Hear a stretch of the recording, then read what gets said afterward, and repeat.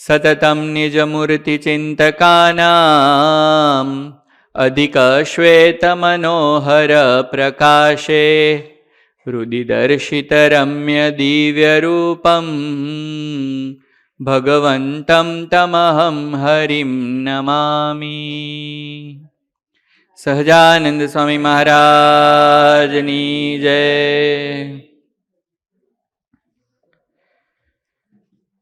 સર્વે વાલા ભક્તોને પ્રબોધિની એકાદશીના ભાવથી જય શ્રી સ્વામિનારાયણ.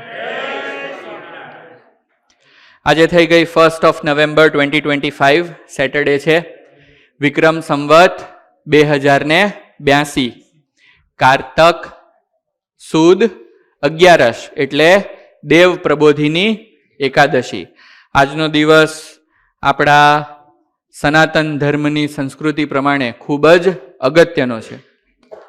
અને આજની જે એકાદશી છે એ ચાતુર્માસનો અંત કરે છે. અને બધી જ એકાદશીઓમાં સર્વશ્રેષ્ઠ એકાદશી કોઈ ગણાતી હોય તો કઈ છે? પ્રબોધિની એકાદશી. જે આજે આપણને લાભ મળ્યો છે આ એકાદશીનું વ્રત વગેરે કરવાનો.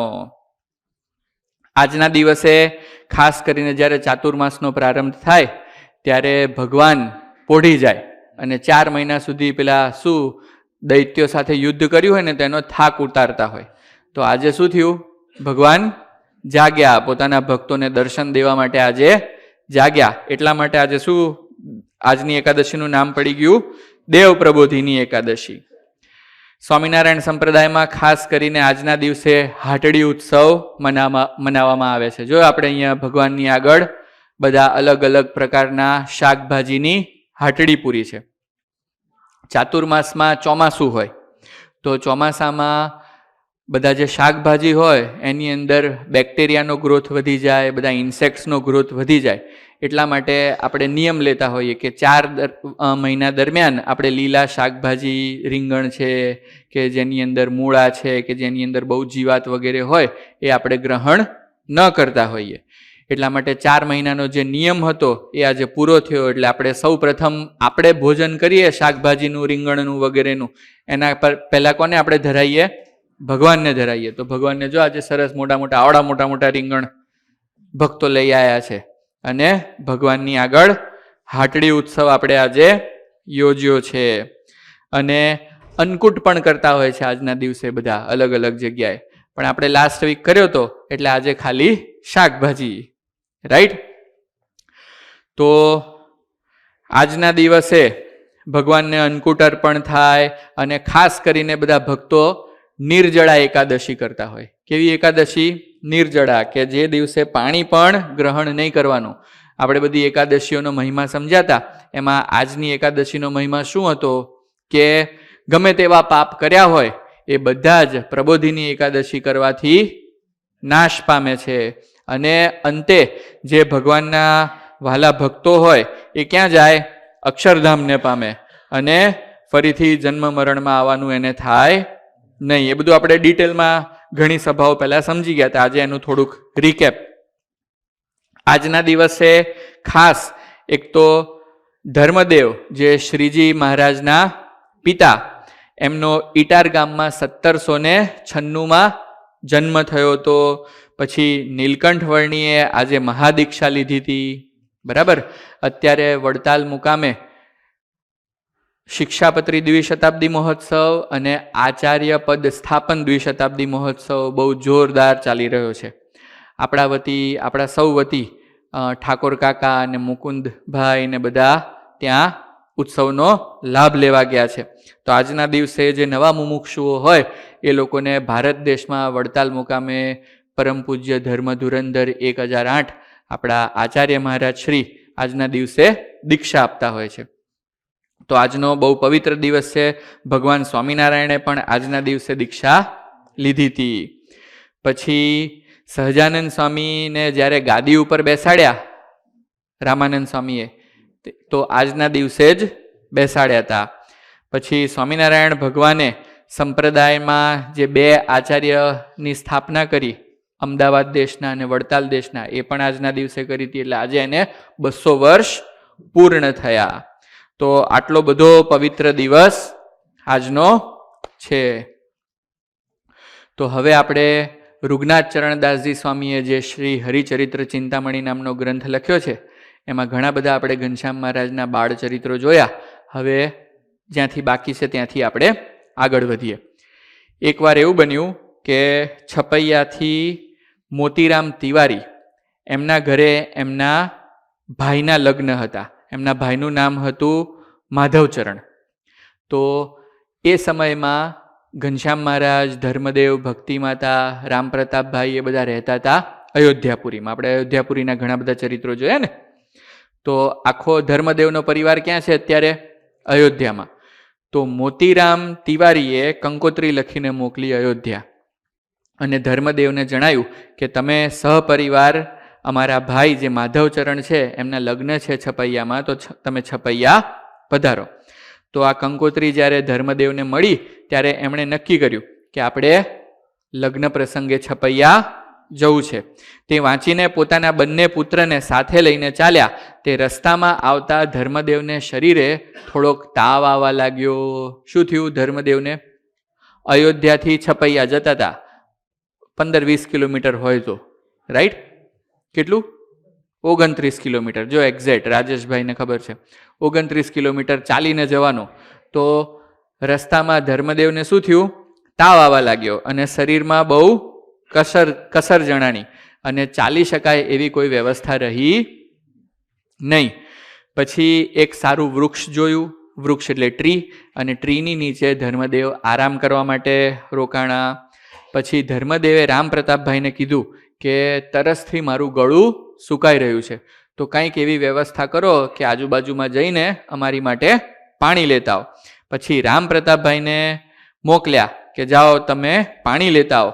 તો રામપ્રતાપભાઈ ચારેય દિશાઓમાં એક ગાંવ સુધી ગયા. કેટલા? એક ગાંવ. એક ગાંવ એટલે 3.2 કિલોમીટર થાય ક્રિશ. તો નોર્થમાં 3.2 કિલોમીટર્સ ગયા, સાઉથમાં ગયા, ઈસ્ટમાં ગયા અને વેસ્ટમાં ગયા, પણ કોઈ જગ્યાએ પાણી મળ્યું નહીં. અને પછી પાછા જ્યારે આવતા હતા તો હાથમાં ખાલી લોટો હતો. એ જોઈને ઘનશ્યામ મહારાજને એવો વિચાર આવ્યો કે મોટા ભાઈને પાણી મળ્યું નથી અને પિતાશ્રી ખૂબ તરસ્યા થયા છે. એવો જેવો ઘનશ્યામ મહારાજે વિચાર કર્યો કે તરત જ મોટા ભાઈને રસ્તામાં એક ખેતરના કિનારે કૂવો દેખાયો. શું થયું? કૂવો દેખાયો. એટલે તેમાંથી પાણીનો લોટો ભરીને લાવ્યા અને ધર્મદેવને જળપાન કરાવ્યું. પછી જળ પીને શાંત થયા તેવા તે ધર્મદેવ વૃક્ષ ઉપર જે બધા પોપટો બેઠા હતા, જે વૃક્ષની નીચે એમણે ઉતારો કર્યો હતો એની ઉપર બહુ પોપટો બેઠા હતા, બહુ કલબલ કલબલ કલબલ કરતા હતા. અવાજ એટલો બધો કરતા હતા કે ધર્મદેવને તાવ આવ્યો હતો અને એમને થોડીક વાર આડા પડવું હતું, આરામ કરવો હતો, પણ આરામ કરી શક્યા નહીં, કેમ કે વૃક્ષ ઉપર જે બધા પક્ષીઓ બેઠા હતા એ બહુ અવાજ કરી રહ્યા હતા. તો ધર્મદેવે રામપ્રતાપભાઈને કીધું કે આ બધા પક્ષીઓને તમે થોડી વાર ઉડાડી મૂકો. તમે જો ઉડાડી મૂકો તો હું 2 ઘડી સૂઈ જાઉં. તો રામપ્રતાપભાઈ પક્ષીઓને ઉડાડે અને થોડાક દૂર જઈને પાછા આવીને વૃક્ષ ઉપર બેસી જાય. ફરીથી ઉડાડે, દૂર જઈને પાછા આવીને વૃક્ષ ઉપર બેસી જાય. તો ધર્મદેવને સુવા દીધા નહીં. પછી ઘનશ્યામ મહારાજને ફરી દયા આવી કે રામપ્રતાપભાઈને પહેલાં તો પાણી ના મળ્યું ને હવે આ પક્ષીઓ એમનું ગાંઠતા નથી. પછી ઘનશ્યામ મહારાજે બધા જ પક્ષીઓને, જે કોઈ પક્ષીઓ વૃક્ષ ઉપર બેઠા હતા એ બધાની સામે જોયું અને ઈશારો કર્યો તો બધા પક્ષીઓને સમાધિ થઈ ગઈ. ત્યાંના ત્યાં બધા ડાળીઓ ઉપર બધા ચોંટી ગયા અને 2 ઘડી સુધી ધર્મદેવ ત્યાં સરસ નિંદ્રાને પામ્યા. અને 2 ઘડી પછી ધર્મદેવ પાછા જાગ્યા, પાણી વડે મોઢું ધોયું, જળ ધરાયું અને પછી રામપ્રતાપભાઈને અને ઘનશ્યામ મહારાજને કહેવા લાગ્યા કે ચાલો હવે આપણે છપૈયા જઈએ. જેવા છપૈયા જવા નીકળ્યા તો જેટલા સમાધિમાં પક્ષીઓ હતા એ બધા પાછા જાગ્રત સ્થિતિમાં આવી ગયા અને કલબલ કરવા લાગ્યા. આવું અલૌકિક ચરિત્ર ઘનશ્યામ મહારાજે અયોધ્યાથી છપૈયા જતા રસ્તામાં વૃક્ષ નીચે કર્યું હતું. અને જ્યારે આવું ચરિત્ર કર્યું ત્યારે એ ગામનું નામ હતું નાગપુર. અને ત્યાં દુનિયાસિંહ તથા સાહેબદીન અને છોટુ પાંડે આદિક ભક્તો પણ ભગવાનના ત્યાં દર્શન કરવા આવ્યા હતા. તો તો એ લોકોએ પણ આ ચરિત્ર જોયું અને એની ખાસ નોંધ લીધી અને ગામમાં જઈને બધાને કહ્યું કે ઘનશ્યામ પ્રભુ, રામ પ્રતાપભાઈ ને ધર્મદેવ અહીંયા પધાર્યા હતા અને આવી રીતે બીમાર થયા, તો ઘનશ્યામ મહારાજે બધા જ પક્ષીઓને વૃક્ષ ઉપર સમાધિ કરાવી દીધી. યુઝ્યુઅલી કોઈ વ્યક્તિને સમાધિ થાય તો એનું શરીર એના કંટ્રોલમાં રહે નહીં, ત્યાંનું ત્યાં બેભાન થઈ જાય, પડી જાય. પણ બધા જ પક્ષીઓને સમાધિ કરાવી અને પાછા બધા જ પક્ષીઓ વૃક્ષ ઉપર સ્થિર બેસી રહ્યા, કોઈ પડી ના ગયા. દિવ્ય વાત કહેવાય ને. એક તો બંધે થઈ ગયા, સમાધિ પણ થઈ ગઈ અને પડ્યા પણ નહીં. આવું અલૌકિક મહારાજે ત્યાં ચરિત્ર કર્યું. પછી ધર્મદેવ છપૈયા પહોંચ્યા અને ત્યાં મોતી તિવારીને ઘરે વિવાહનું કામકાજ પતાયું અને પછી પાછા અયોધ્યા પધાર્યા. થોડાક દિવસો ગયા અને થોડાક દિવસો પછી ભગવાન સ્વામિનારાયણના જે મોટા ભાઈ રામ પ્રતાપજી, એમને બુરાનપુરથી રાજાએ તેડાવ્યા. તેડાવ્યા એટલે ઇન્વિટેશન આપ્યું કે ભાઈ તમે અમારા બુરાનપુર ગામમાં પધારો, અહીંયા અમારે તમારી જરૂર છે. તો ત્યાં એક યુદ્ધ થવાનું હતું. તો રામ પ્રતાપભાઈ હટ્ટા કટ્ટા હતા અને 2-4 ફેંટ મારે ને કોકને તો સામેવાળાને પાડી દે એવા હતા. તો બુરાનપુરથી રાજાએ એમને ઇન્વિટેશન આપ્યું. ત્યારે રાજાએ કીધું તો રામ પ્રતાપભાઈ કે મારે જવું છે, તો એમની સાથે સાથે ઘનશ્યામ મહારાજને પણ બુરાનપુર લઈ ગયા. ત્યાં લડાઈ ચાલતી હતી, તેમાં ગામ આહિરનો કિલ્લો જીત્યા, બરાબર. અને લડાઈ ઘણા દિવસો સુધી ચાલી. તો એક દિવસ એવું બન્યું કે રામ પ્રતાપભાઈ લડાઈ લડતા લડતા બહુ તરસ્યા થઈ જાય અને પાણી પીવડાવવા વાળું કોઈ હોય નહીં. તો ઘનશ્યામ મહારાજ એ લડાઈની વચ્ચે નાના અમથા હતા, બરાબર. તો લડાઈની વચ્ચે જાય અને રામ પ્રતાપભાઈને 3 થી 4 વખત એમણે પાણી પાયું. કેટલી વાર? 3 થી 4 વખત.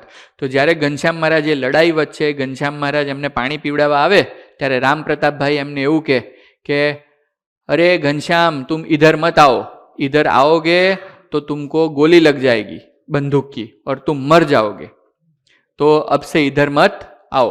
આવું કહેવા લાગ્યા. ત્યારે ઘનશ્યામ મહારાજ કહે કે मेरे बड़े भाई को जब जब तरस लगेगी तब तब हम पानी पिलाने आएंगे. આવો પ્રેમ હતો ઘનશ્યામ મહારાજને રામ પ્રતાપભાઈ પ્રત્યે. તો વારે વારે પાણી પીવડાવવા આયા અને 5 ગાંવ દૂર જ્યાં આ બધા યોદ્ધાઓની છાવણી હતી ને, તો એ સમયે ઘનશ્યામ મહારાજ ત્યાં પણ હોય અને અહીંયા પાણી પણ પીવડાવે. આવું અલૌકિક ચરિત્ર ક્યાં કર્યું? બુરાનપુરમાં. રામ પ્રતાપભાઈ જ્યારે યુદ્ધ લડતા હતા ત્યારે એમને પાણી પીવડાવવા પહોંચી જતા. પછી જ્યારે યુદ્ધ જીતી રહ્યા અને બુરાનપુરમાં આ બધી લડાઈની સમાપ્તિ થઈ ત્યારે બુરાનપુરના રાજાના જે સૈનિકો હતા એણે જનિયાબાદ નામનું એક ગામ હતું, એને આખું લૂંટ્યું. અને બધા જ સૈનિકો જ્યારે ગામ લૂંટતા હતા ત્યારે ઘનશ્યામ મહારાજ પણ ત્યાં ગયા. અને બોલો ઘનશ્યામ મહારાજે ત્યાંથી શું લૂંટ્યું હશે? હે, કોણ કહેશે? ચાલો. જ્યારે ગામ લૂંટાતું હોય તો બધા સૈનિકો કશી વસ્તુ રહેવા દે ખરા? સોનું ચાંદી ઘરમાં જે કાંઈ સામાન હોય એ બધો લૂંટી જાય, તો એને જ લૂંટ કરી કહેવાય ને. તો ઘનશ્યામ મહારાજ પણ એ જનિયાવાળા બાગમાં ગયા. જનિયાબાદ નામનું ગામ હતું, ત્યાં ગયા અને ત્યાં જઈને એમણે એક દહીંનું માટલું હતું એ લૂંટીને લાયા. શું કર્યું? દહીંનું માટલું. અને પછી ખૂણામાં જઈને બધું દહીં જમ્યા. તો શું ઘનશ્યામ મહારાજને કંઈ દહીંનું કમી હતી એટલા માટે લૂંટતા હતા? શ્રી કૃષ્ણ ભગવાન જ્યારે ગોકુળમાં બધાના ઘેર જઈને માખણ અને દહીં ચોરી કરતા હતા તો શું એ લૂંટવા માટે કરતા હતા? ના ભાઈ ના. બધા ભક્તોની એવી ભાવના હોય કે અમે આજે બનાવ્યું છે એ ભગવાન ગ્રહણ કરે, એટલા માટે શ્રી કૃષ્ણ ભગવાન બધે જઈને ચોરી કરતા હતા. તો એવી રીતે આ જનિયાબાદમાં કોક ભક્તને એવી ભાવના હતી કે આજે હું દહીં બનાવું છું એ ભગવાન જમે. તો ઘનશ્યામ મહારાજ ત્યાં ગયા અને દહીંનું માટલું લઈ આવ્યા અને જમ્યા. તો એ ભક્તનો ભાવ પૂરો કર્યો, નહીં કે લૂંટ કરી. બરાબર, બધા સૈનિકો તો લૂંટતા હતા પણ મહારાજે શું કર્યું? એ ભક્તનો ભાવ પૂરો કર્યો. પછી એકવાર એવું બન્યું કે તાપી નદીમાં હાથ ધોવાને ગયા. આ બધું દહીં જમ્યા પછી ત્યાંથી તાપી નદી નીકળતી હતી, બુરાનપુર આગળ. તો ત્યાં હાથ ધોવા ગયા અને પછી ગાડામાં બેસીને ચાલ્યા તો રસ્તામાં ચાલતા ચાલતા ગાડું ઊંધું પડી ગયું અને ઘનશ્યામ મહારાજ પડી ગયા અને એમને શરીર ઉપર કાંટા વાગી ગયા. શું થયું? કાંટા વાગી ગયા. તે જોઈને રામ પ્રતાપભાઈને ખૂબ દુઃખ થયું કે અરે મારા નાના ભાઈ ઘનશ્યામને શરીરે કાંટા વાગી ગયા. તો રામ પ્રતાપભાઈએ બાધા લીધી કે જ્યારે ઘનશ્યામ મહારાજને આ કાંટા વાગ્યા છે એની પીડા મટી જશે અને આ બધા કાંટા નીકળી જશે અને એનું દુઃખ ટળી જશે ત્યારે હું ગામમાં જઈને 20 બ્રાહ્મણોને જમાડીશ. એવું એમણે શું કર્યું? બાધા રાખી. પછી ગામ પહોંચ્યા. જે રસ્તામાં એક બીજું ગામ આવે તો એ ગામ પહોંચ્યા અને ત્યાં ગામમાં જઈને વાળંદને બોલાયો. વાળંદ મીન્સ બાબર. તો એ જમાનામાં કોઈના શરીરમાં કાંટા વાગી ગયા હોય ને તો એ કાંટા કાઢવાનું કામ કોણ કરે? બાબર કરે. રાઈટ? તો એ બાબરને બોલાયો અને પછી કાંટા કાઢવા માટે રામ પ્રતાપભાઈએ કીધું કે આ ઘનશ્યામને કાંટા વાગી ગયા છે અને શરીર ઉપરથી કાંટા કાઢી દો. તો જ્યારે એ વાળંદે કાંટા કાઢવાનું શરૂ કર્યું ને આમ ઘનશ્યામ મહારાજની નજીક ગયા ત્યારે ઘનશ્યામ મહારાજના શરીર ઉપર એક પણ કાંટો દેખાય નહીં. રામ પ્રતાપભાઈને અઢળક કાંટા દેખાય પણ પેલો જે વાળંદ હતો એને એક પણ કાંટો ના દેખાય. પછી રામ પ્રતાપભાઈને પૂછવા લાગ્યા કે ભાઈ આ તમારા જે ભાઈ છે એના શરીર ઉપર કાંટા તો છે નહીં, તમે મને શું કરવા બોલાયો? ત્યારે કે મને કાંટા દેખાય છે ને. કે પણ મને નથી દેખાતા. તો એ જે વાળંદ હતો એને બહુ આશ્ચર્ય થયું. પછી ઘનશ્યામ મહારાજે કૃપા કરીને એને ચતુર્ભુજ રૂપે દર્શન દીધા અને પોતાનો નિશ્ચય કરાયો કે અમે કોઈ સામાન્ય વ્યક્તિ નથી, અમે તો સાક્ષાત ભગવાન છીએ. પછી એ વાળંદ ઘનશ્યામ મહારાજને દંડવટ કર્યા, પગે લાગ્યો અને ઘનશ્યામ મહારાજની રજા લઈને ત્યાંથી નીકળી ગયો. હવે આ બધું બન્યું તો હજુ રામ પ્રતાપભાઈને અંતરમાં શાંતિ થઈ હતી નહીં. તો આગળ રસ્તામાં જતા જતા જે બીજું ગામ આવ્યું ત્યાં ગામમાં જઈને ફરીથી બીજા વાળંદને બોલાયો અને વાળંદને કહેવા લાગ્યા કે ભાઈ મારા નાના ભાઈને શરીર ઉપર ખૂબ કાંટા વાગ્યા છે, તમે કાંટા કાઢી દો. તો એ બીજા વાળંદે પણ બહુ મહેનત કરી પણ ક્યાંય કાંટો જડે નહીં અને ભગવાને ફરીથી એને ચતુર્ભુજ રૂપે દર્શન દીધા. એમ છપૈયા પહોંચતા પહોંચતા રસ્તામાં ઘણા બધા ગામમાં રામ પ્રતાપભાઈએ આ ધંધો કર્યો પણ એક પણ કાંટો મળ્યો નહીં. એવી રીતે ઘણા ગામ પસાર કર્યા પણ છેલ્લે રામ પ્રતાપભાઈને પણ ખૂબ આશ્ચર્ય થયું કે આ જે ઘનશ્યામ છે એ તો કોઈ દિવ્ય પુરુષ છે, સામાન્ય પુરુષ છે નહીં. અને પાછા નોર્મલ રૂટીનમાં લાગી જાય એટલે ભૂલાઈ જાય કે મારા નાના ભાઈ ભગવાન છે અને પછી જેમ જીવતા હોય એમ જીવવા માંડે. તો આવું અલૌકિક ચરિત્ર બધા વાળંદોને પણ કર્યું અને રામ પ્રતાપભાઈને પણ કર્યું. થોડાક દિવસ ગયા અને અયોધ્યામાં ભક્તિ માતા, સુવાસિની બાઈ તથા ઘનશ્યામ મહારાજ એ ત્રણેય પોતાના ચોકમાં બેઠા હતા. રાઈટ? ને ઘનશ્યામ મહારાજને સુવાસિની બાઈ પોતાના દિયર જાણીને રમાડતા હતા. તે વખતે ત્યાં ઘનશ્યામ મહારાજને દર્શને ચતુર્ભુજ બ્રહ્મા આવ્યા. કોણ આવ્યું? ચતુર્ભુજ બ્રહ્મા. અને ત્યારે ઘનશ્યામ મહારાજને કહેવા લાગ્યા કે હું આ બ્રહ્માંડનો બ્રહ્મા છું. જો મારે 4 હાથ છે, 4 મુખ છે, તમે મને ઓળખ્યો? બરાબર? આવું કોણ કોને કહેવા લાગ્યું? બ્રહ્માજી ઘનશ્યામ મહારાજને કહેવા લાગ્યા. ત્યારે ઘનશ્યામ મહારાજ કે તમે ક્યાંના બ્રહ્મા છો? આવું પૂછ્યું. તો બ્રહ્માજીને બહુ આશ્ચર્ય થયું કે ભાઈ બ્રહ્મા તો હું એક જ છું, આ મને કેમ આવું પૂછે છે કે તમે ક્યાંના બ્રહ્મા છો? જ્યારે બ્રહ્માને આવો સંકલ્પ થયો ત્યારે તરત ઘનશ્યામ મહારાજની ઈચ્છાથી અનંત કોટી બ્રહ્માંડના બ્રહ્માઓ, કોક બ્રહ્મા 5 મુખવાળા, કોક 10 મુખવાળા, કોક 20 મુખવાળા, કોક 16 મુખવાળા, બરાબર, કોક 1000 મુખવાળા, એવા અનેક બ્રહ્માઓ આવીને ઘનશ્યામ મહારાજના ચોકમાં ઘનશ્યામ મહારાજને વીંટળાઈ ગયા. અને જે આ ચતુર્મુખી બ્રહ્મા હતા એને ખૂબ આશ્ચર્ય થયું. એને તો એમ જ હતું કે આ બ્રહ્માંડનો એક જ હું બ્રહ્મા છું, બીજા કોઈ બ્રહ્મા છે નહીં. તો આટલા બધા બ્રહ્માને જોઈને આ જે ચતુર્મુખી બ્રહ્મા હતા એને એમ થયું કે અરે આ તો કોઈ ભગવાન લાગે છે કે એના દર્શને આટલા બધા બ્રહ્માઓ આવ્યા.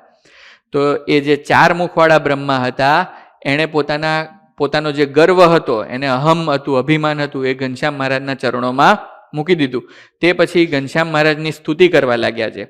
હે અનંત કોટી બ્રહ્માંડના અધિપતિ, સર્વ અવતારના અવતારી અને સર્વ કારણના કારણ, તમે જ એક પુરુષોત્તમ નારાયણ છો.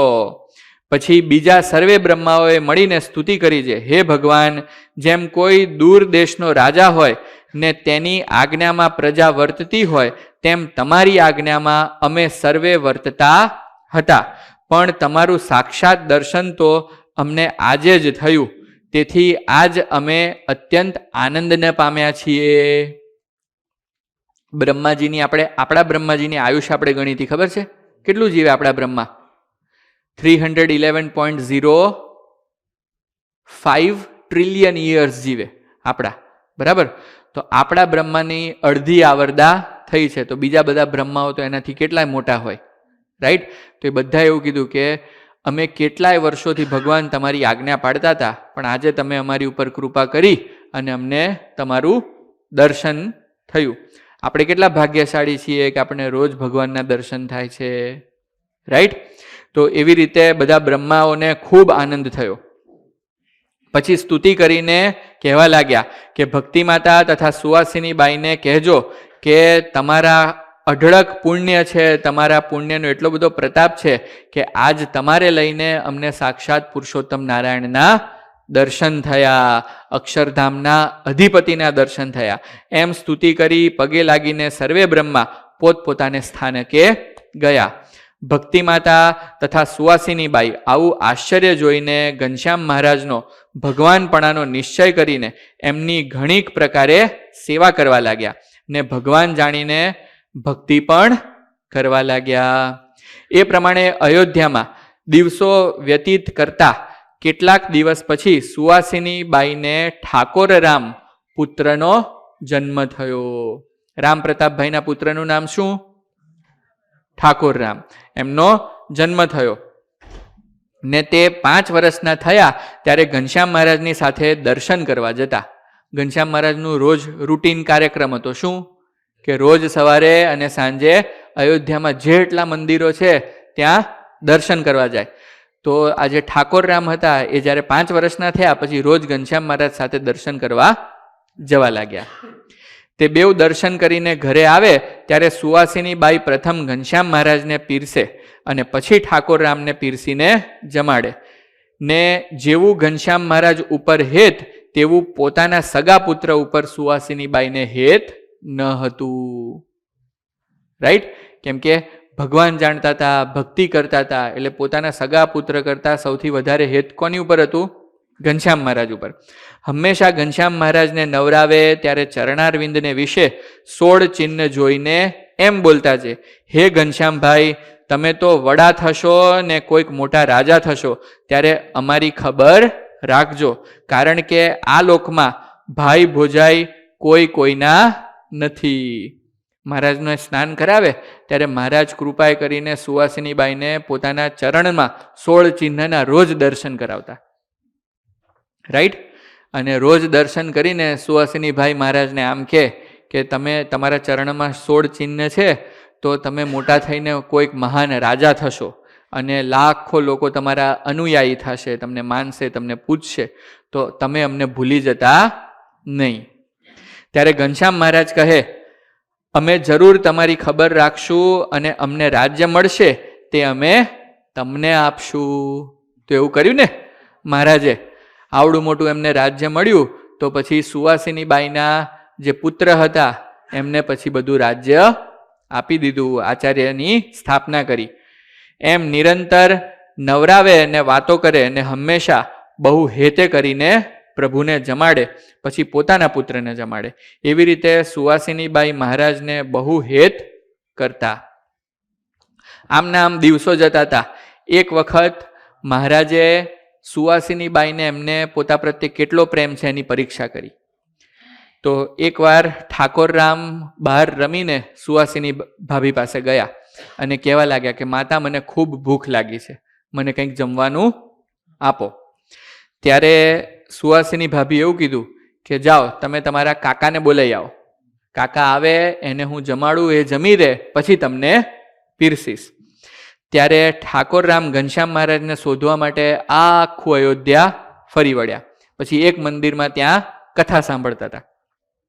પછી ઠાકોરરામે ઘનશ્યામ મહારાજને કીધું કે ભાઈ મને બહુ ભૂખ લાગી છે, થાકી ગયો છું, ચાલો ઘરે, તમે ઘરે નહીં આવો તો માતા મને ખાવાનું આપતા નથી. તો ઘનશ્યામ મહારાજે શું કીધું, એક કામ કરો, તમે અહીંયા થોડી વાર ઊભા રહો, હું મારે એક મંદિરે દર્શન કરવાના બાકી છે ને, હું કરીને આવું. બરાબર. તો એ મંદિરે ગયા ઘનશ્યામ મહારાજ, અને ત્યાં બહુ વાર લગાડી. તો ઠાકોરરામથી રહેવાયું નહીં, તો એ બીજા મંદિરે ઘનશ્યામ મહારાજને બોલાવવા ગયા. તો ત્યાંથી ઘનશ્યામ મહારાજ કે તમે થોડી વાર અહીં ઊભા રહો, હું આગલા મંદિરે દર્શન કરીને આવું. એમ કરીને અયોધ્યાના બધા મંદિર ઘનશ્યામ મહારાજ ફરી વળ્યા. અને ઠાકોરરામ થાક્યા, ઘરે ગયા. અને ઘરે જઈને સુવાસીની ભાભીને કહે કે ઘનશ્યામ મહારાજને મેં કીધું પણ એ તો કંઈ આવતા નથી, તેથી તમે અમને જમવાનું આપો. પણ સુવાસીની ભાભીએ ઠાકોરરામને જમવાનું આપ્યું નહીં. અને જ્યારે રાત્રે મોડા ઘનશ્યામ મહારાજ ઘરે આવ્યા ત્યારે ખૂબ પ્રેમ ભાવથી જરાય ગુસ્સો કર્યા વગર ઘનશ્યામ મહારાજને જમાડ્યા. ઘનશ્યામ મહારાજ જમી રહ્યા, પછી ઠાકોરરામને પીરસ્યું. આવું ઘનશ્યામ મહારાજે સુવાસીની ભાભીને તેઓ ઉપર કેટલો પ્રેમ છે એની તપાસ કરી અને આવું દિવ્ય ચરિત્ર કર્યું. પછી એકવાર એવું બન્યું કે ઘનશ્યામ મહારાજ અયોધ્યામાં રામ, લક્ષ્મણ અને સીતા માતાનું જે મંદિર છે ત્યાં દર્શન કરવા ગયા હતા. ત્યારે એક ભારે મદોન્મત મલ ત્યાં આવીને પોતાના પગ ઉપર મોટી 12 હાથની સાંકળ બાંધી હતી, અને એ સાંકળ પછાડતો હતો ને રસ્તામાં ચાલતો હતો. તો ઘનશ્યામ મહારાજ એનો અહંકાર જોઈને, એનું અભિમાન જોઈને એ સાંકળનો છેડો હોય ને એની ઉપર પગ મૂકી દીધો, તો જેથી પેલો ચાલી શક્યો નહીં. મોટો જબરો મલ હતો, રેસલર, તો એ ચાલી શક્યો નહીં. એટલે ઘનશ્યામ મહારાજ ઉપર ગુસ્સે થયો, અને ગુસ્સે થયો એટલે ઘનશ્યામ મહારાજ પાછો પગ લઈને ત્યાંથી ભાગી ગયા. આવું 1 વાર, 2 વાર, 3 વાર, અનેક વાર બનવા માંડ્યું. જેટલી વાર પેલો મલ રસ્તામાં સાંકળ પગ ઉપર બાંધીને જતો હોય ત્યારે ઘનશ્યામ મહારાજ પાછળથી સાંકળનો છેડો હોય ને ત્યાં પગ મૂકીને દબાવે અને એને ચાલવા દે નહીં. તો આવી રીતે એ મલ હતો એને ઘનશ્યામ મહારાજ ઉપર ખૂબ ક્રોધ આવ્યો. ત્યારે તે મલને રીસ ચડી ને એમ બોલ્યો છે, આજ આ છોકરો મારી સામે લાગમાં આવ્યો છે, તો મારે એને એક સબક શીખવાડવો છે. શું કરવું છે? સબક શીખવાડવો છે, મારવો છે પકડીને, કે આ મને રોજ હેરાન કરે છે. એમ કહીને તે મલ ઘનશ્યામ મહારાજની પાસે આવ્યો. ત્યારે ઘનશ્યામ મહારાજે તે મલના 2 હાથના કાંડા પકડીને તેને ઊંચો કરી દીધો. શું કર્યું? આખો મલને પકડીને ઊંચો કરી દીધો અને 2 કાંડા ભાંગી નાખ્યા મલના. પછી મલ રોતો રોતો રામ પ્રતાપભાઈ પાસે ગયો અને કહેવા લાગ્યો કે જો આ તમારા ભાઈએ મારા 2 કાંડા ભાંગી નાખ્યા. આખા ગામને કહેતો ફરે, કોઈ માને એની વાત? કે તું આવડો મોટો અડીખમ મલ, બરાબર, 12 હાથની મોટી સાંકળ પગમાં ભરાઈને રોજ ચાલે, અને એમ કહે છે કે ઘનશ્યામ મહારાજે તને 2 હાથે પકડીને ઊંચો કર્યો અને તારા કાંડા ભાંગી નાખ્યા. કોઈ એનું માન્યું નહીં, આખું ગામ એની ઉપર હસ્યા કરે. તો ઓર એને ક્રોધ થયો. પછી એણે ગામમાં જેટલા મલ હતા ને એ બધા મલને વાત કરી કે આ ઘનશ્યામ મહારાજે મને આવી રીતે હેરાન કર્યો છે, તો આપણે એને સબક શીખવાડો છે. તો બધા મલ ભેગા થઈને નક્કી કર્યું કે ઘનશ્યામ મહારાજ હવે જ્યારે ફરીથી આપણા હાથમાં આવે ત્યારે આપણે એને મારવો છે, રાઈટ? તો એવી રીતે આ બધા એક દિવસ નક્કી કર્યું, અને ગામની બહાર જ્યાં જાંબુડાનું ખેતર હતું ત્યાં બધા જાંબુના ઝાડ ઉપર જાંબુડા તોડવા માટે ચડ્યા હતા. તો એવામાં ઘનશ્યામ મહારાજ પણ ત્યાં પોતાના મિત્રોને લઈને જાંબુ ખાવા આવી ગયા. અને પછી ઘનશ્યામ મહારાજ એ બધા મલને કહેવા લાગ્યા કે ભાઈ મારે પણ જાંબુડા ખાવા છે, અમારી માટે થોડા જાંબુડા નીચે નાખો. ત્યારે મલ કે ઊભો રહે, આજે તો તું લાગમાં આવ્યો છે, તને આજે અમે છોડશું નહીં. આવું સાંભળીને ઘનશ્યામ મહારાજે જે નીચે લોકોએ જાંબુની ટોપલીઓ ભરી રાખી હતી ને એ બધી પોતાના મિત્રોને આપીને જમાડવા લાગ્યા. તો પેલા બધા જે મલ હતા એ બધા ઓર ગુસ્સે થયા જાંબુડાના ઝાડ ઉપર. પછી ઘનશ્યામ મહારાજ જેટલા જાંબુડાના ઝાડ હતા ને એટલા રૂપે થયા અને જાંબુડાના થડ પકડીને જાંબુડાના ઝાડ હલાવા લાગ્યા. એટલા જોશથી હલાયા કે એની ઉપર જેટલા બધા મલ બેઠા હતા એ જેમ પેલા વાંદરાઓ ના પડે ઝાડ ઉપરથી, એમ બધા મલ નીચે પડ્યા અને કોકના હાથ ભાંગી ગયા, કોકનો પગ ભાંગી ગયો, કોકનું માથું ભાંગી ગયું. પછી ગામમાંથી બધા માણસો બોલાયા અને સ્ટ્રેચર ઉપર કેમ લઈ જાય ઇન્જર્ડ માણસને, એમ બધા મલને ગામમાં લઈ ગયા. પછી ગામના સરપંચ ને બધા ભેગા થયા અને પૂછવા લાગ્યા કે આવી તમારા આવા બધા શક્તિશાળી મલની આવી દશા કોણે કરી? ત્યારે આ બધા મલ કહેવા લાગ્યા કે અમે ઝાડ ઉપર ચડીને જાંબુડા વીણતા હતા, ત્યારે ઘનશ્યામ મહારાજ અનેક રૂપે થયા અને બધા વૃક્ષ એક સામટા હલાયા અને અમને પાડ્યા, એટલે અમે આવી રીતે ભાંગેલા થઈ ગયા છીએ. પણ કોઈને વિશ્વાસ આવે? રામ પ્રતાપભાઈને વિશ્વાસ ના આવે, ધર્મદેવના ને ના આવે, ગામમાં કોઈને વિશ્વાસ ના આવે. અને એવી રીતે આ જે બધા મલને પોતાની શક્તિનો ગર્વ હતો એ બધો ઘનશ્યામ મહારાજે ગામની સમક્ષ ઉતારી દીધો. પછી બધા મલ સીધા થઈ ગયા. રાઈટ? તો જીવનમાં આવા બધા પ્રસંગોથી આપણે એવું શીખવાનું કે ભગવાને આપણને શારીરિક બળ આપ્યું હોય, આર્થિક બળ આપ્યું હોય, સામાજિક બળ આપ્યું હોય, બૌદ્ધિક બળ આપ્યું હોય, તો કોઈ પણ પ્રકારનો ગર્વ આ બધા બળને લઈને આપણે ધારવો નહીં. નહીતર ભગવાન તો કેવા છે? ગર્વગંજન છે. આપણો ગર્વ ટાળ્યા વગર રહે નહીં. તો આજના ઘનશ્યામ મહારાજના આટલા ચરિત્રોમાંથી આપણને આ શીખવા મળ્યું. હવે આપણે વચનામૃતમાં આગળ વધીએ. ગઈ સભામાં, શનિવારની સભામાં આપણે કયું વચનામૃત લીધું હતું? ગઢડા પ્રથમનું 29મું, અર્ધ બળેલા કાષ્ટનું. આપને યાદ હોય તો આપણે એમાં વિકતી કરી હતી. ભગવાને આપણને સમજાયું હતું કે જે કોઈ વ્યક્તિ સત્સંગમાં આવતો હોય એ જો વૃદ્ધિ પામવાનો હોય તો એને સદબુદ્ધિ વધે, અને જે પડવાનો હોય એને અસદવાસના વૃદ્ધિ પામે. તો જે વધવાનો હોય એને કેવા વિચાર આવે? પોતે પોતાને ન્યૂન સમજે અને બાકી બધા સત્સંગીઓ એને મહાન લાગે. જ્યારે જે પડવાનો હોય એ પોતાને મહાન સમજે અને બાકી બધા એને ન્યૂન લાગે, અને ક્યાંય એને હક થાય નહીં. બધી જ જગ્યાએ એને ખોડખાપણ દેખાયા કરે. રાઈટ? અને અર્ધ બળેલા કાષ્ટની જેમ સળગ્યા કરે. એ બધું આપણે લાસ્ટ સભામાં જોયું હતું, તમને યાદ આવી ગયું હશે. આજે આપણે પહોંચ્યા ગઢડા પ્રથમનું 30મું. સ્વામિનારાયણ હરે, સ્વામિનારાયણ હરે. વચનામૃત ગઢડા પ્રથમનું 30મું, ઘાટના ડંસ બેઠાનું. ઘાટ એટલે આપણે જે કંઈ મનમાં વિચાર આવે, સંકલ્પ થાય, એને શું કહેવાય? ઘાટ. અને ઘાટના ડંસ બેસી જાય, એ એનું આજે વચનામૃત છે. તો સંવત 1876ના પોષ વદી પડવાને દિવસ સાંજને સમયે શ્રીજી મહારાજ શ્રી ગઢડા મધ્યે દાદા ખાચરના દરબારમાં શ્રી વાસુદેવ નારાયણના મંદિરની હારે ઉત્તરાદે દ્વાર ઓરડા છે તેની ઓસરીએ ઢોલિયા ઉપર વિરાજમાન હતા. ઘણા બધા ભક્તોએ ગઢપુરમાં જે દાદા ખાચરનો દરબારગઢ છે એના દર્શન કર્યા હશે, પણ અત્યારે આપણી સભામાં અમુક બાળકો બેઠા છે, એ લોકોને ખ્યાલ આવે એટલા માટે હીરક ભગત આપણને સ્ક્રીનમાં દરબારગઢના દર્શન કરાવશે. જો આ દાદા ખાચરનો દરબારગઢ છે, એમાં આ જે પહેલું વહેલું વચ્ચે વ્હાઇટ કલરનું સ્ટ્રક્ચર દેખાય છે ને, એ ગોપીનાથજીનું મંદિર છે. બરાબર? એની ઉપરની સાઈડ જ્યાં નંબર 1 લખેલો છે એ સંતોની, પરમહંસોની જાયગા છે. પરમહંસોને રહેવાનું સ્થાન જોયું લખેલું છે બાજુમાં. રાઈટ? અને ઉપરની ડિરેક્શન છે એ નોર્થ છે. કઈ ડિરેક્શન છે? નોર્થ. અને સેન્ટરમાં ગોપીનાથજીનું મંદિર છે. અને મંદિરની સામે જ સંતોનું રહેવાનું સ્થાન. અત્યારે ત્યાં છત્રી કરી દીધી છે. તમે દર્શન કરવા જાઓ તો મંદિરના પગથિયા ઉતરો અને સામે જ શું છે? છત્રી છે. ત્યાં પહેલા સંતોની ધર્મશાળા હતી. રાઈટ? આટલું ખ્યાલ આવી ગયો? હવે મંદિરની પાછળના તમે ભાગમાં આવશો ને તો સ્ટ્રક્ચર નંબર 3, 4, 5, 6, 7, 8, 9 અને 10 આ બધા દાદા ખાચરના ઓરડા છે. ઓકે?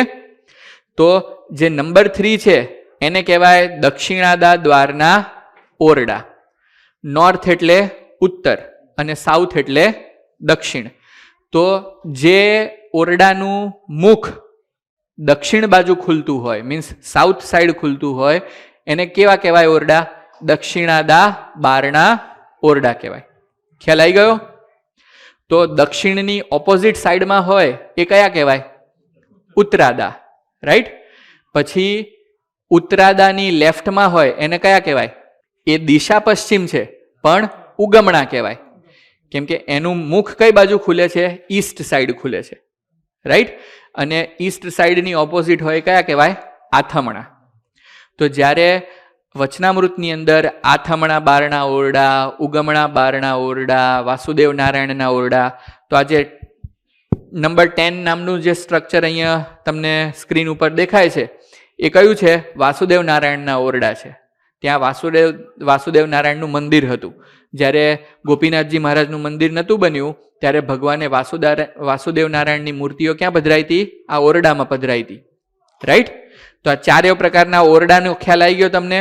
પછી વચ્ચે આ ચારેય ઓરડાઓની વચ્ચે જે લીંબ તરુ દેખાય છે 7 નંબરનું સ્ટ્રક્ચર, ત્યાં ભગવાન એની નીચે બેસીને વચનામૃત બોલતા.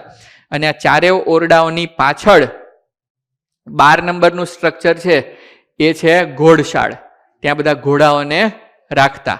અને 13 નંબરનું સ્ટ્રક્ચર છે એ અક્ષર ઓરડી છે, ભગવાનને રહેવાની જગ્યા. અને એની પાછળ નંબર 14 એ કૂવો છે. ચાલો, કૂવાનું નામ શું હશે? કોણ કહેશે? ગંગાજળીઓ, રાઈટ? શું નામ કૂવાનું? ગંગાજળીઓ કૂવો.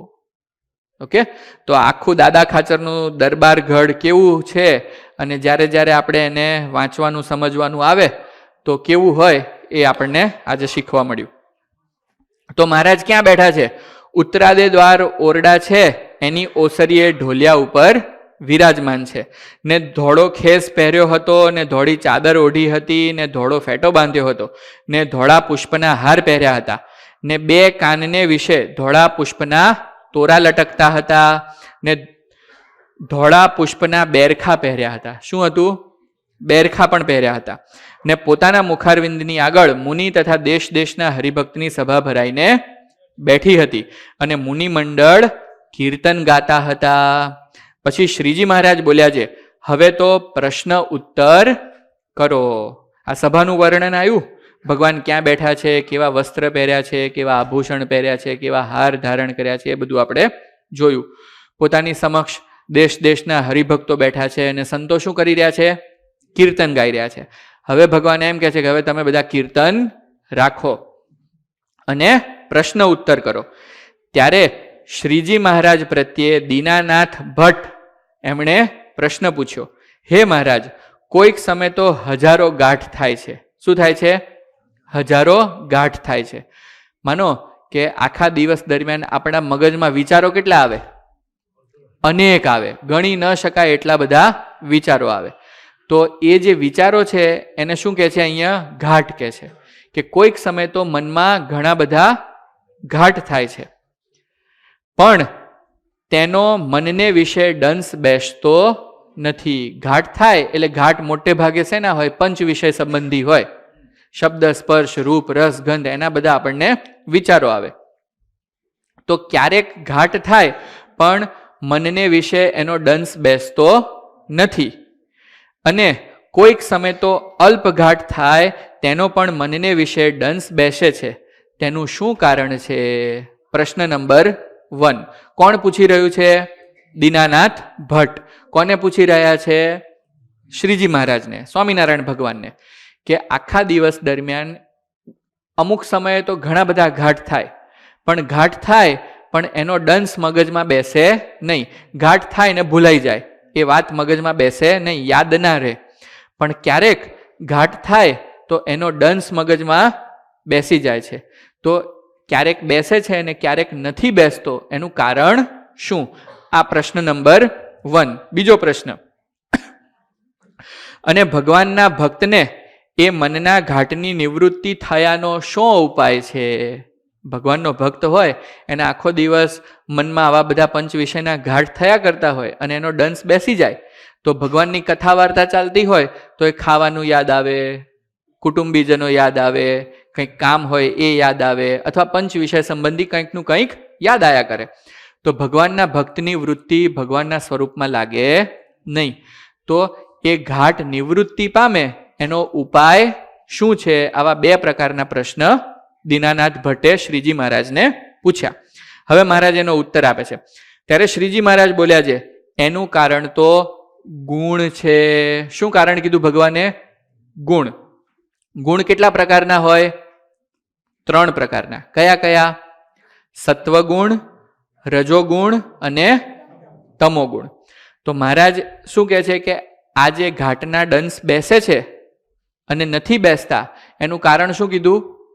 ગુણ. 3 પ્રકારના ગુણ. હવે સમજવાની વાત છે. જો મહારાજ શું કહે છે, તે જ્યારે તમોગુણ પ્રધાન હોય ને તેમાં ઘાટ થાય ત્યારે સુષુપ્તિ સરખી અવસ્થા રહેતી હોય છે, માટે તેના ઘાટનો દંશ બેસતો નથી. જ્યારે આપણા શરીરની અંદર તમોગુણ વર્તતો હોય, તમોગુણ એટલે જ્યારે આપણને બહુ આળસ વર્તતી હોય, બહુ ક્રોધ વર્તતો હોય, અથવા આમ કંઈક કરવાનું મન ન થતું હોય, તો આ બધું શું કહેવાય? તમોગુણ કહેવાય.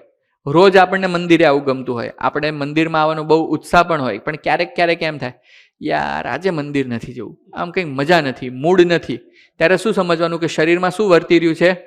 તમોગુણ વર્તી રહ્યો છે. હવે એ ગુણ આપણા કંટ્રોલમાં નથી. દરેક વ્યક્તિના શરીરમાં 3 ગુણ હોય જ, સત્વ, રજ અને તમ. અને દરેક વ્યક્તિના શરીરમાં ક્યારેક તમોગુણની પ્રધાનતા હોય, ક્યારેક રજોગુણની પ્રધાનતા હોય અને ક્યારેક સત્વગુણની પ્રધાનતા હોય. તો જેવો ગુણ વર્તતો હોય એવું આપણું મન કામ કરે, એવા આપણા મૂડ સ્વિંગ થયા કરે. ખ્યાલ આવ્યો? તો જ્યારે તમોગુણ વર્તતો હોય ત્યારે આપણા મનમાં કોઈ ઘાટ થાય તો એનો દંશ બેસે નહીં. તો મહારાજે કહી દીધું કે આખા દિવસ દરમિયાન તમને જેટલા ઘાટ થતા હોય તો તમોગુણમાં જે ઘાટ થાય એના દંશ બેસે નહીં. પછી મહારાજ એમ કહે છે, અને જ્યારે સત્વગુણ વર્તતો હોય ત્યારે તો પ્રકાશ જેવું વર્તે, અને તે સમયે જે ઘાટ થાય તેને વિચારે કરીને ખોટા કરી નાખે, માટે તે ઘાટનો દંશ પણ બેસે નહીં. જો 3 ગુણમાંથી સૌથી સારામાં સારો ગુણ કયો કહેવાય?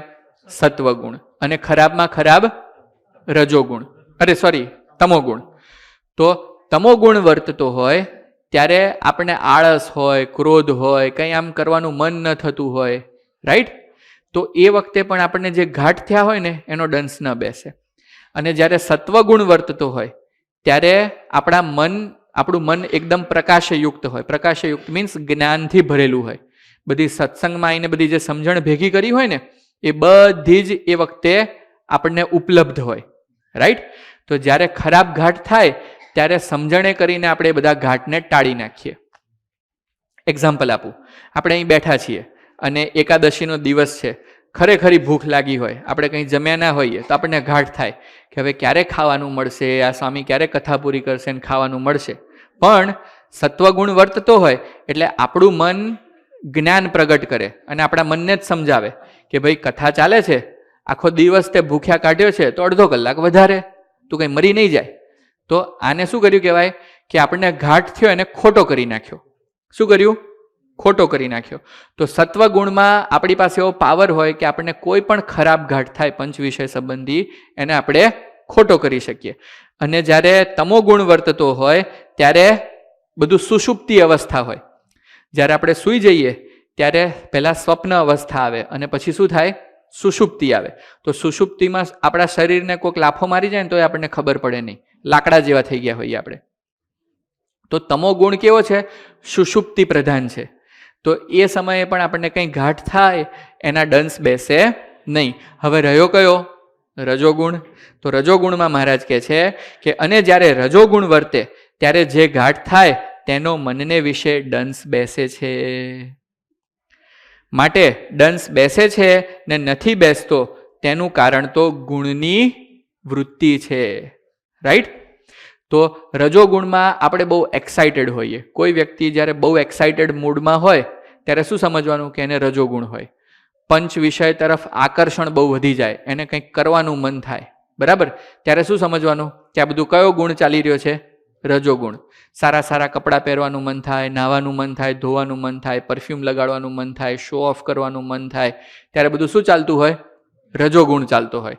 અને રજોગુણ વખતે જે કંઈ આપણને પંચ વિષય સંબંધી ઘાટ સંકલ્પ થાય એનો દંશ આપણા જીવમાં બેસી જાય, પછી એ ભૂલાય નહીં. ખ્યાલ આવી ગયો? હવે આ મહારાજે પહેલા પ્રશ્નનો જવાબ આપ્યો કે દંશ ક્યારે બેસે અને ક્યારે ન બેસે. હવે બીજો કયો પ્રશ્ન હતો એનો મહારાજ પાસે આપણે જવાબ લેવાનો છે કે ભગવાનના ભક્તને આ જે બધા ઘાટનો દંશ બેસે છે એનાથી નિવૃત્તિ પામવી હોય તો કેવી રીતે નિવૃત્તિ પમાય? મહારાજ બહુ સરસ ઉત્તર આપે છે, ખૂબ ધ્યાનથી સાંભળજો. તો મહારાજ કહે છે કે બુદ્ધિવાન હોય તો આ વાતને વિચારીને જેમ ઘાટ થાય તેમ તે સમયે તે ઘાટ સામું જુએ અને પોતાના જે ગુણ પ્રધાન વર્તતા હોય તેને ઓળખી નાખે. ભગવાનનો જે બુદ્ધિશાળી ભક્ત હોય, આપણને આજે બધા લક્ષણ ખબર પડ્યા, રાઈટ? તો હવે આપણને જ્યારે ઘાટ થાય ત્યારે આપણી બુદ્ધિ કામ કરવા લાગે કે ભાઈ કથામાં આવું આવ્યું હતું કે આવું હોય તો આવું થાય, આવું હોય તો આવું થાય. તો જે બુદ્ધિશાળી હોય એ હવે પોતાના શરીરમાં ક્યારે કયો ગુણ વર્તે છે એને ઓળખી કાઢે, રાઈટ? અને સત્વ ગુણ વર્તતો હોય તો ઘાટને ખોટા કરે, તમો ગુણ વર્તતો હોય તો આમે બેસવાના નથી, અને રજોગુણ વર્તતો હોય તો એ એવી પ્રવૃત્તિ કરે કે રજોગુણમાંથી એ સત્વગુણ તરફ જાય અને એ ઘાટ બેસે નહીં. તો મહારાજે શું કીધું? આવો જે ભક્ત હોય એને કેવો કીધો? બુદ્ધિશાળી કીધો. અને ઘડી ઘડી પળ પળમાં સૂક્ષ્મ ઘાટ થાય છે તે તો કોઈકના ઓળખ્યામાં આવે નહીં, અને તમારા જેવો કોઈક બુદ્ધિવાન હોય તેના આખા દિવસના 2, 3 કે 4 સ્થૂળ ઘાટ થાય તેને ઓળખ્યામાં આવે. આખા દિવસમાં લાખોની સંખ્યામાં આપણને ઘાટ થતા હોય, પણ હું કોકને એવું પૂછું કે આજે તમને શું શું ઘાટ થયા હતા, તો તમે ઘણું વિચારો ને પછી 2, 3 કે 4 ઘાટ કહી શકો, પણ થયા કેટલા હોય? અઢળક થયા હોય.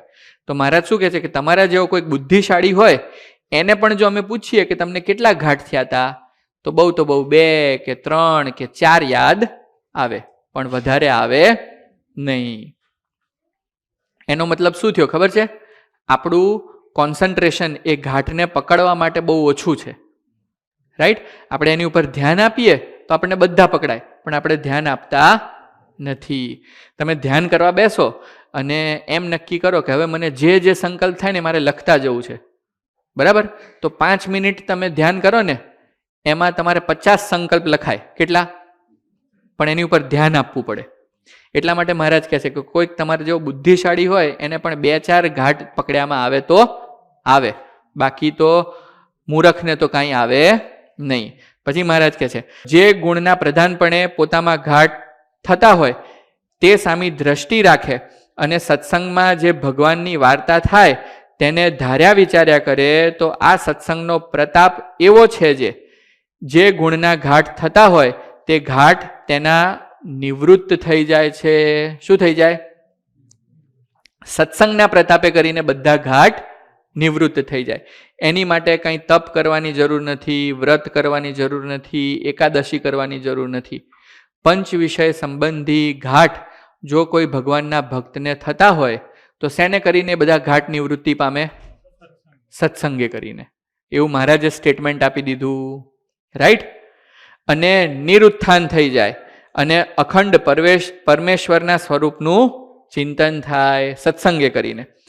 અને સત્સંગ વિના તો બીજા કોટી સાધન કરે પણ તેના ઘાટની તથા રજોગુણ આદિક ગુણની નિવૃત્તિ થાય નહીં. તમે ગમે તેટલું ધ્યાન કરો, દંડવટ કરો, પ્રદક્ષિણા કરો, માળા કરો, જપ કરો, પણ એ ઘાટની નિવૃત્તિ થાય નહીં. માત્ર સત્સંગ કરે નિવૃત્તિ થાય. અને જો નિષ્કપટપણે કરીને સત્સંગ કરે ને પરમેશ્વરની વાર્તાને ધારે વિચારે તો એ મલિન ઘાટનો નાશ થઈ જાય છે. માટે સત્સંગનો પ્રતાપ તો અતિશય મોટો છે અને બીજા સાધને કરીને કોઈ સત્સંગ તુલ્ય સાધન નથી. કાંજે કોઈ સાધને કરીને ઘાટની નિવૃત્તિ થતી નથી, તેની નિવૃત્તિ સત્સંગે કરીને થાય છે.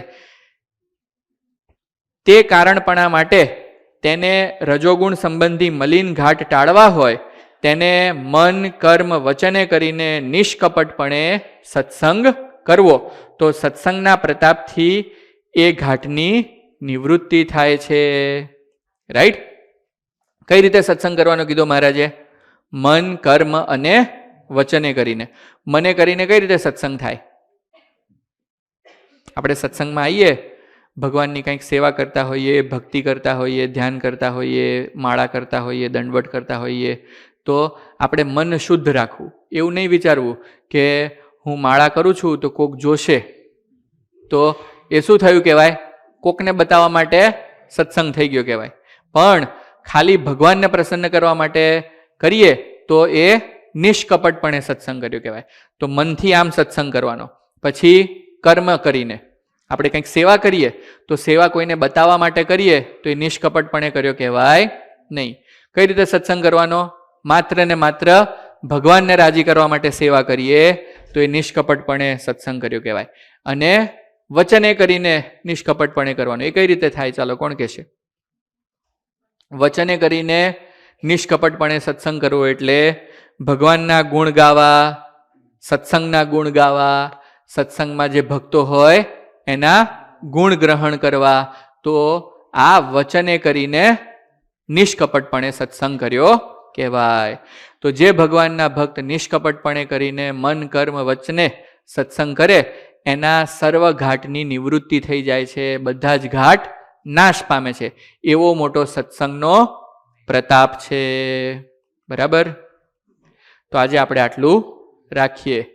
શ્રીપતિમ શ્રીધરમ સર્વદેવેશ્વરમ ભક્તિધર્માત્મજમ વાસુદેવમ હરે માધવમ કેશવમ કામદમ કારણમ શ્રી સ્વામિનારાયણમ નીલકંઠમ ભજે સહજાનંદ સ્વામી મહારાજની જય.